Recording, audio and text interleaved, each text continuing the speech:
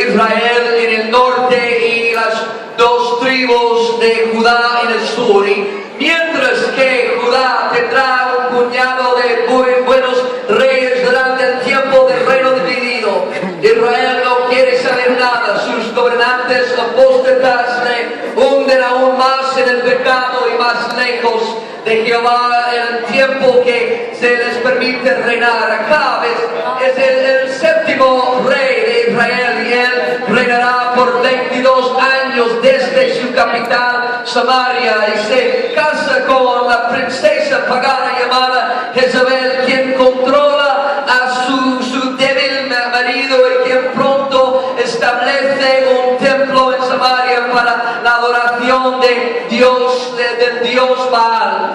Y los sacerdotes han sido humillados en silencio y han huido a Judá en busca de un lugar donde no tiene que comprometer la justicia para evitar la persecución. Los profetas de Jehová han sido perseguidos y matados o han escapado solo para estar escondido en cuevas. Pero en medio de todo esto, Dios levanta un profeta llamado Elías. Elías es básicamente un don de nada, conocido solo como el Tisbita. Él es de la pequeña ciudad de Tisbe en Galaad. No sabemos absolutamente nada sobre su familia o su nacimiento, pero su nombre significa mi Dios es Jehová. Amén. Y cuando Dios de su lado, él no necesitaba ser alguien. Con el tiempo se convertirá en el más famoso y espectacular de los profetas de Israel, un hombre poderoso de Dios. Y en 1 Reyes 17 verso 1 dice: entonces Elías Tisbita, que era de los moradores de Galaad, dijo a Acab: vive Jehová Dios de Israel, en cuya presencia estoy, que no habrá lluvia ni rocío en estos años, sino por mi palabra. Y la creencia era que Baal era el dios cananeo de los elementos, el sol, lluvia, fuego y tormenta, y a menudo se le representa con rayos en la mano y de pie de la parte posterior de un toro o en la forma del mismo toro. Y debido al supuesto poder de Baal sobre los elementos naturales, el pronunciamiento de Elías debe haber parecido como el delirio de un loco al rey Acab. Pero las malas cosechas y los horrores de una hambruna en todo el país pronto lo convencieron de lo contrario. Y a lo largo de la historia, una y otra vez parece que mientras el mal comienza a prevalecer, que Dios levanta a hombres y mujeres que se paren firmes por la justicia, que se paren firmes por la verdad, que se mantienen firmes ante el mal. Y en nuestro tiempo en que nos enfrentamos con el mal en cada costado, con una sociedad perversa, con los que adoran a los dioses del éxito, los dioses de orgullo, los dioses de religión falsa, Dios está una vez más suscitando hombres y mujeres que se mantengan firmes ante el mal, que demostrarán el poder de nuestro Dios sin miedo y sin intimidación. Y al igual que Elías no proviene de nada ni de nadie, no son los que tienen el mayor número de talentos o habilidades, no nacieron en la mejor situación de la familia, pero Dios ve algo dentro de los que están aquí en este tarde y ve unas personas que se destacan por la verdad, que estarán por lo justo, y son a los que utilizará para manifestar su gloria a través de ellos, que va a usar para cambiar en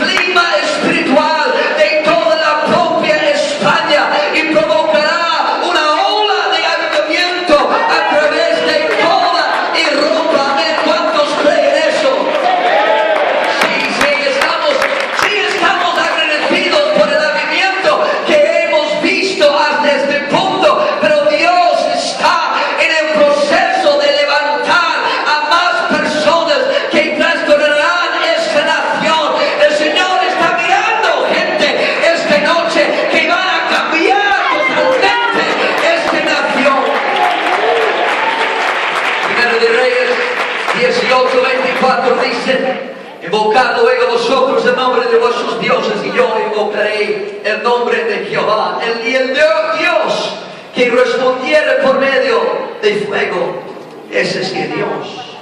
Va a ver el Dios del fuego. Esta no debería haber sido ninguna competencia. Los sacerdotes disfrutaron de una gran mayoría en número. El favor popular de la gente y impresionantes ropas brillantes también llegaron a solicitar a su Dios primero.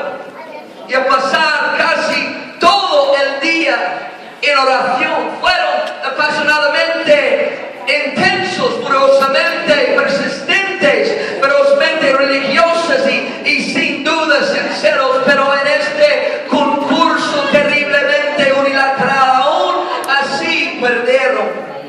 Otros pruebas podrían haber sido elegidos que habrían sido más favorables a Elías, pero no, él debe marchar directo al territorio del enemigo y desafiarlo. Es vale el Dios de los elementos, entonces que retenga la lluvia y haga descender fuego. Siempre han sido así con Dios.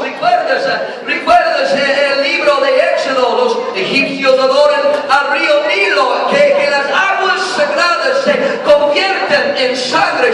Se han hecho una religión de la limpieza física. Bueno, que sean bandidos con bichos que idolatran la cabra, al cornero y al toro. Deja que el ganado se pierda en un azote divina, que adoren los dioses del sol. Entonces deja que su país se cubra de oscuridad impenetrable. Ellos adoren a Osiris, el dador de la vida. Entonces que el niño primogénito en cada casa aparezca. Dios no tiene ningún problema para trabajar en el propio terreno del enemigo. El Todopoderoso nunca está en desventaja.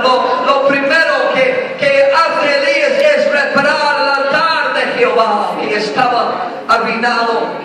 Era una reliquia que abandonada en los tiempos patriarcales, pero él sabe que el mismo altar es vital para la victoria de hoy.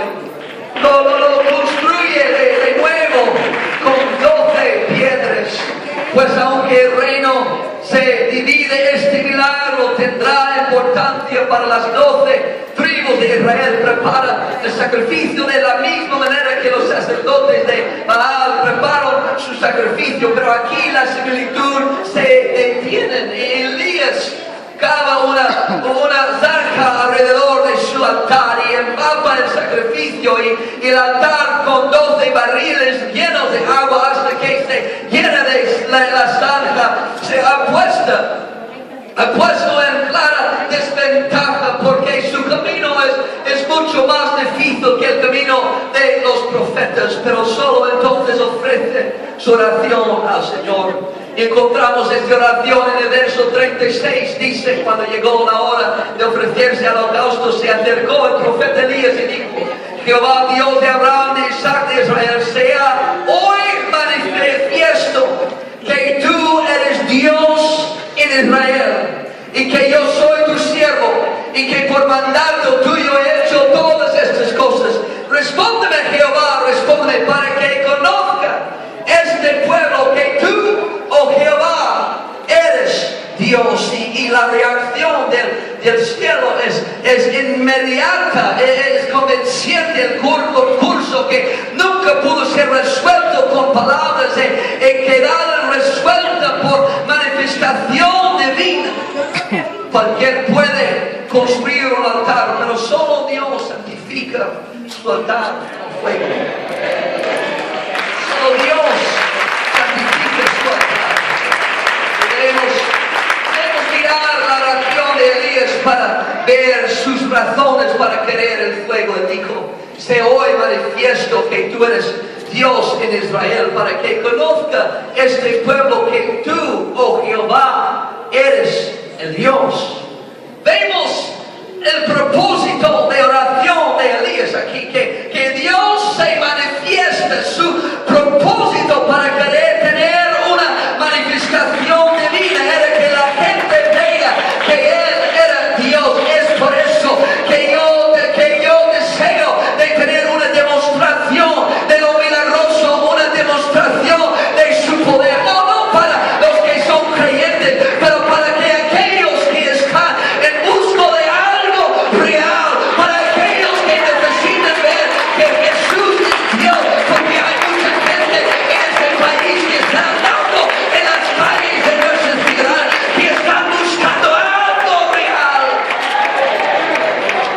iglesia del Nuevo Testamento había sido bautizada con el Espíritu Santo y con fuego. La Biblia dice, y vemos que se enfrenta el mismo Espíritu y la actitud que Elías se enfrentó en el monte Carmelo, un espíritu religioso que tendría una apariencia de piedad, pero negaría la eficacia de ello.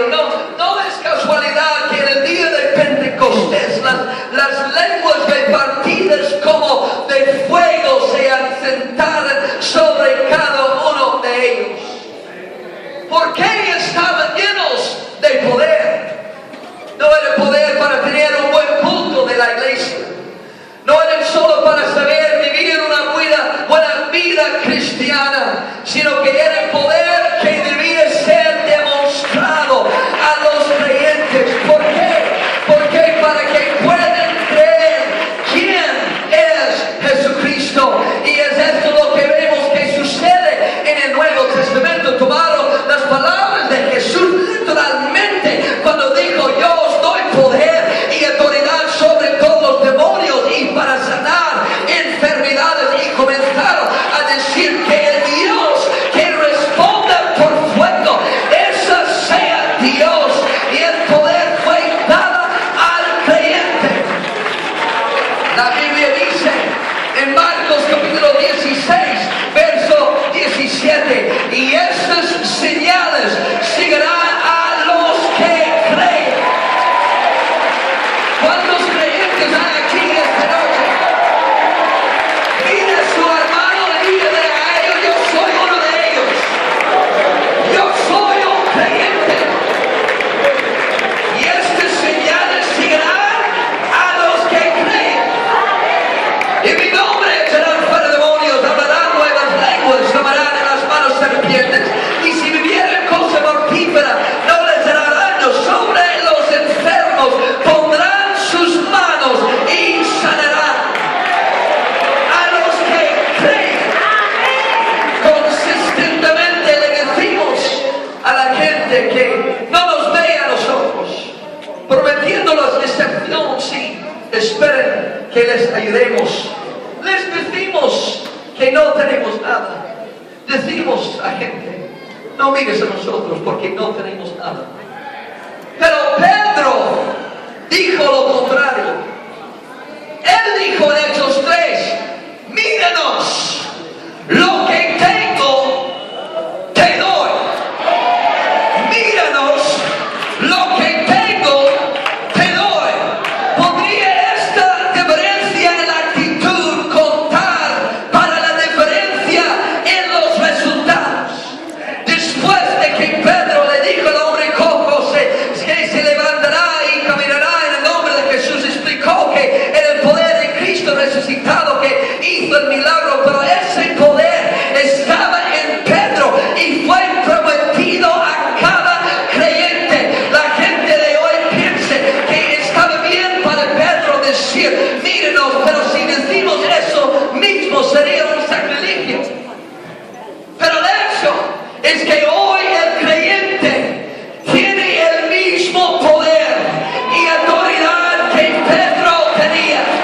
Cada creyente hoy puede hacer las mismas cosas que los creyentes hicieron, actuando sobre las palabras de Jesucristo. Ahora, como actuaba sobre ellos entonces, al ser llenos con el que poder, también podemos decir: lo que tengo te doy. Y también ver a los cojos recuperarse. ¿Por qué es importante que esto suceda?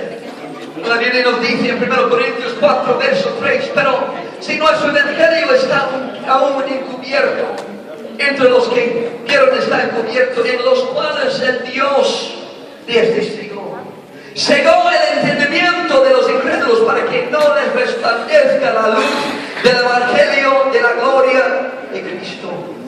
Si nuestro evangelio está aún encubierto, es porque el Dios de este siglo cegó el entendimiento.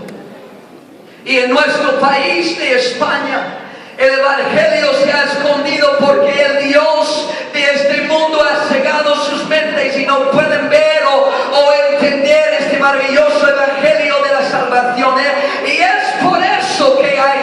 para que hables o invites a la iglesia que no quieren lo que tienes, porque son cegados espiritualmente por el Dios de este mundo y no pueden ver.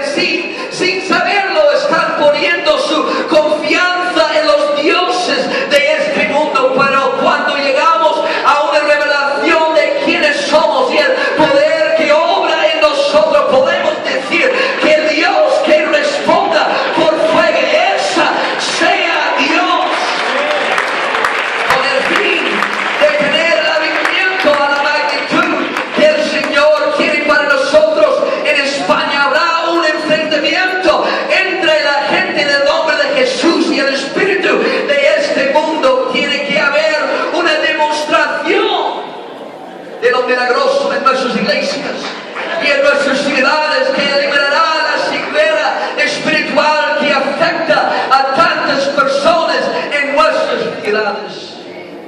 Este último mes, un pastor en Letonia, un pequeño país al lado de Rusia, me llamó para ir a predicar en una nueva zona. Él me dijo cuando llegué ahí que la ciudad donde íbamos era el centro de paganismo de todo el país. Y en esta ciudad, si tú dices soy cristiano, ellos responderán diciendo, bueno, yo soy pagano.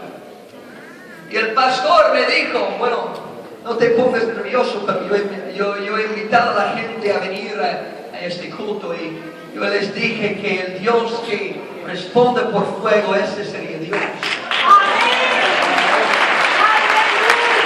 Y esa noche, hace un mes atrás, esa noche prediqué sobre el poder que tenemos a través del nombre de Jesús, y al final de ese culto el Señor confirmó su palabra y muchos milagros empezaron a tener lugar. Mientras la gente recibía sanidad, también hubo uno que recibió el Espíritu Santo ahí hablando en otras lenguas, y al final del culto, ese culto, uno de los hombres vino y dijo, esto es lo que necesitamos en esta ciudad, necesitamos este poder, yo necesito lo que tienes, hermano, no tengas miedo, vamos a caminar en nuestras ciudades y decir que el Señor que responde por fuego, eso sea Dios. Si le damos la oportunidad a trabajar, Jesús confirmará su palabra.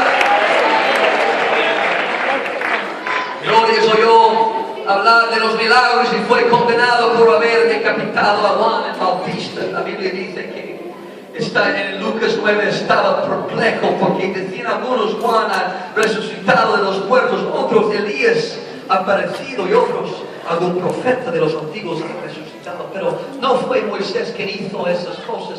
Elías no fue resucitado de entre los muertos. Era gente común que se habían convertido en seguidores de Jesucristo. Y muchos hoy en día son como Herodes, que entonces ellos piensan en grandes hombres y mujeres de Dios o de santos especiales del pasado, y piensan si solo uno de aquellos estuviera aquí podríamos ver grandes cosas. Dios usó a otras personas de otras generaciones, pero esta es tu día, hermano. Ahora Él quiere utilizarte. Tú eres el creyente hoy. Estas señales seguirán a los que creen, y eso te incluye a ti. Estos milagros que perturbaban a Herodes no se llevaban a cabo por un profeta resucitado, eran hechos por los que vivieron el día en que Herodes vivió, gente común a la que se había dado el mismo poder que Elías o Moisés o Daniel tenían. Yo estaba en un culto hace 4 meses cuando un hombre de fe musulmán entró en el culto. En ese culto el poder de Dios cayó y los oídos sordos fueron abiertos, y muchas personas que tenían tumores visibles ahí testificaron que esos tumores habían desaparecido en el momento. Y cuando esos musulmanes, cuando él vio el poder de Dios demostrado en este culto, él se levantó sus manos y Dios lo llenó con el don del Espíritu Santo. Que el Dios que responda por fuego, esa sea Dios.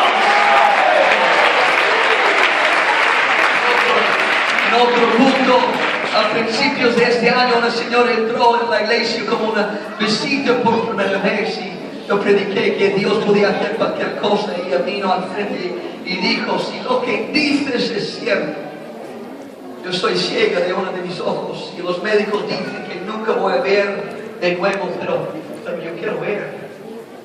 Hermanos, no tengas miedo de probar la palabra de Dios. Le dije, alza, hermano, yo dije, alza tus manos y comienzas a adorar a Dios. Luego yo dije, ojo, yo te mando que te abras y seas sanado en el nombre de Jesucristo. Lo que tengo, te doy en el nombre de Jesús.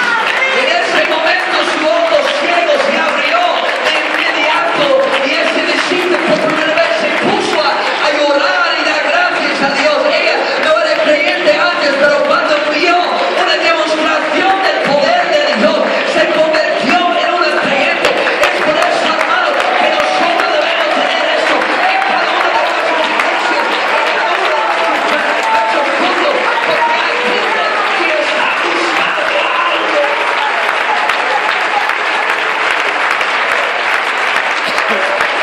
El Señor está en el proceso de traer una restauración de lo milagroso de la iglesia de hoy. Hemos oído hablar de los milagros de diferentes grupos en el pasado, pero creo que es nuestro tiempo como pentecostales de la unicidad en de venir con nuestra doctrina, pero también con una demostración del poder que viene de Dios.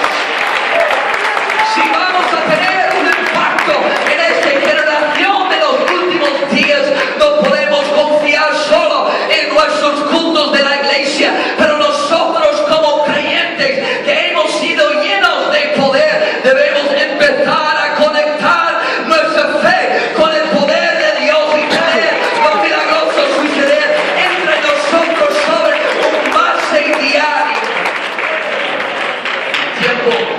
El tiempo está aquí donde no tenemos uno o dos milagros sucediendo cuando oramos, sino que los milagros comienzan a suceder más. Si usted ha recibido el Espíritu Santo, usted ha recibido el poder. No hay que tener miedo de decir que el Dios que responda por fuego, esa sea Dios. El mismo reto que enfrentó Elías nos enfrenta en la actualidad en España y Europa. Lo mismo que la primera iglesia enfrentó, pero tenemos el mismo poder que ellos tenían. O bien creemos a la palabra de Dios o no lo hacemos o no creemos. Si creemos a la palabra de Dios, tenemos que empezar a actuar sobre lo que Él dijo. Dijo en Marcos 16, y estas señales seguirán a los que creen. Sobre los enfermos pondrán sus manos y sanarán. En Isaías 53:5 dice, y por su llaga fuimos nosotros curados. En Santiago 5:14 y 15 dice, está alguno enfermo entre vosotros, llama a los ancianos de la iglesia o de poner ungiéndole con aceite en el nombre del Señor, y la oración de fe salvará al enfermo. También en Salmo 103 verso 2 dice, bendice alma mía a Jehová y no olvides ninguno de sus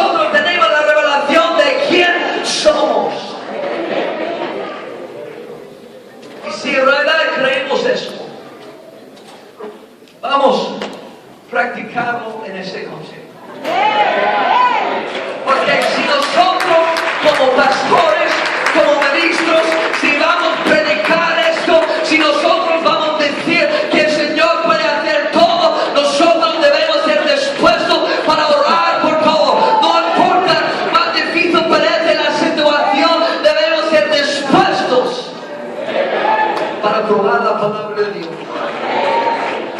Hermano Orlando predicó esta mañana acerca de nuestra fe, conectando nuestra fe con la palabra de Dios. Nuestra fe está basado sobre la palabra de Dios. Entonces esta tarde, si tienes enfermedad en su cuerpo, primero los que tienen una enfermedad en su cuerpo y tú necesitas sanidad, yo quiero que acérquense al altar. Primero los que tienen enfermedad, tienen dolor, lo que sea, tienes un cáncer, lo que sea, pasen aquí. Póngase de pie primero, porque vamos a orar juntos en un momento. Póngase de pie.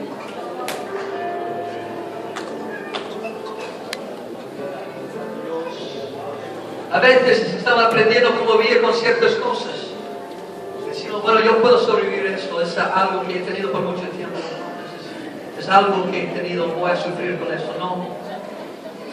Esta noche vamos a probar la palabra de Dios. ¿Eso nos dice la verdad o no lo dice? Si nos dice la verdad, vamos a ponerlo en práctica en esta tarde.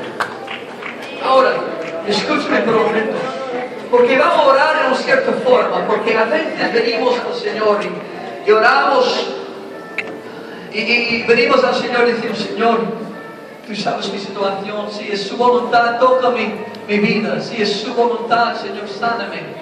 O a veces oramos por uno y otro y ahí en el culto oramos por nuestro hermano y decimos a ellos, Señor, si es su voluntad, toca mi hermano. Si es su voluntad. Ahora, ¿por qué estamos orando de esta forma? ¿Por qué estamos orando, Señor, si es su voluntad? Porque tenemos miedo y temor. Porque pensamos, si oramos para alguien y ellos no reciben la respuesta, la gente va a mirarnos como mal. Entonces, oramos, Señor, si es su voluntad, sanen ellos. Y si no lo pasa, decimos, bueno, no es la voluntad de Dios. Pero en realidad, si piensas que lo que tienes es la voluntad de Dios, no necesitas estar aquí, necesitas sentarse. Y no necesitas ir al médico o a la farmacia para tomar pastillas, porque si tú crees en la voluntad de Dios, tú quieres mantener la voluntad de Dios, ¿no? No intentes quitar la voluntad de Dios. Entonces la realidad es no creemos que es la voluntad de Dios tenerlo porque estamos buscando sanidad. Pero si queremos saber cuál es la voluntad de Dios sobre una situación, vamos a su palabra. ¿Qué dice su palabra? ¿Cuál es su voluntad? ¿Qué dice en su voluntad? Bueno, su palabra dice, sobre los enfermos pondrán sus manos y sanarán. Su palabra dice, y por su llaga fuimos nosotros curados. Su palabra dice, la oración del fe salvará el enfermo. Su palabra dice, el que sana todas tus dolencias. Entonces, si yo quiero saber cuál es la voluntad de Dios, tengo que mirar su palabra. Aleluya. Entonces, en un momento vamos a orar. No vamos a orar por la voluntad de Dios. Vamos a orar en contra de la enfermedad que está atacando su cuerpo en este momento. Si son ojos ciegos, vamos a orar y vamos a hablar de este ojo. Se sana en el nombre de Jesús. Si es un oído sordo, vamos a hablar de este oído. Decía, oído abre en el nombre de Jesús. Lo que tengo te doy en el nombre de Jesús. Ahora, la forma en que vamos a orar en un instante. ¿Cuántos recuerdan que estaba haciendo para recibir el Espíritu Santo? Dígame por un momento. ¿Qué estamos haciendo? Alabando. Ahora, no estamos diciendo, Señor, si es su voluntad, te llena con su Espíritu, ¿no? En este tiempo de alabanza, cuando comenzamos a decir, Señor, gracias, Señor. Gracias, Señor. Ahí el Espíritu Santo fue derramado sobre nosotros. Y es el mismo principio para recibir un toque en su cuerpo. Ahora, mira al hermano a su lado y pregúntenle a ellos qué necesitan ellos. Pregúntenle a la persona a su lado. Pregúntenle. Si es dolor, explica lo que es. Si es el oído, explica lo que es. Si es el ojo, explica lo que es. Ahora, la razón que estamos preguntando es porque queremos saber, ¿no? Porque si el Señor no está abriendo su entendimiento para decirlo, necesitamos preguntar, amén. Entonces, en este momento estamos preguntando porque queremos saber lo que estamos hablando. Entonces, en un momento, tú vas a orar por la persona a su lado. Porque estas señales siguen a los que creen. ¿Creemos o no? Entonces, en un momento, vamos a orar específicamente por esa necesidad. No quiero que ores, Señor, no, yo quiero que hables con autoridad, porque tú tienes autoridad en el nombre de Jesús. Tienes autoridad por el Espíritu Santo. Si es asma, y vas a decir a esos pulmones, ábrese ahora mismo en el nombre de Jesús. Si es un dolor ahí en la columna, lo que sea, un disco que ha salido fuera, vamos a decir, este disco entra en su lugar en el nombre de Jesús. Amén. Porque tenemos poder en el nombre de Jesús. Amén. Estamos listos.